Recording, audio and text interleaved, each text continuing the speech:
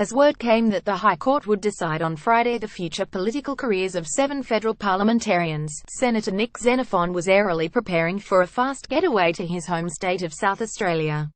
His office was an upheaval of removalists' cartons. Senator Nick Xenophon with the packing boxes in his office. Photo Alex Sellinghausen. This is just business as normal, he claimed with an almost straight face, deftly threading his way through the chaos of packing before hurrying off to a Senate Estimates Committee hearing.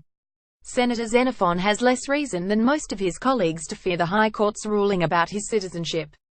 Deputy Prime Minister Barnaby Joyce and Prime Minister Malcolm Turnbull during question time. Photo Andrew Mears Long. One of Australia's most agile political figures, HES already announced his retirement from the Senate, enabling him to run for a seat in his home state of South Australia, which goes to the polls next March. Rather than a brave leap into an uncertain blue yonder, it looks like a very safe parachute. A recent Galaxy poll found Xenophon is twice as popular among South Australian voters as either the Premier, Jay Weatherill, or the opposition leader, Steve Marshall. The most prominent federal politician facing the judgment of the High Court on Friday, Deputy Prime Minister Barnaby Joyce, appeared less jaunty about his immediate future.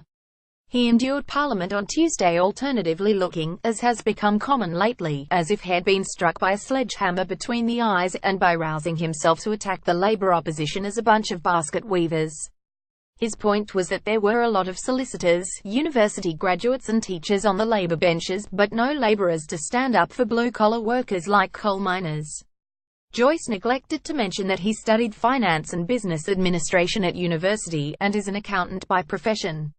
Joyce, should the court find his inherited New Zealand citizenship ruled him ineligible to have stood for federal parliament in the first place, is most likely to recontest his seat of New England in a by-election.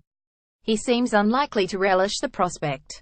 His old nemesis and disgruntled former occupant of the seat, Tony Windsor, who has mounted his own High Court challenge to Joyce's right to stay in Parliament, appears likely to go in boots and all in any by-election.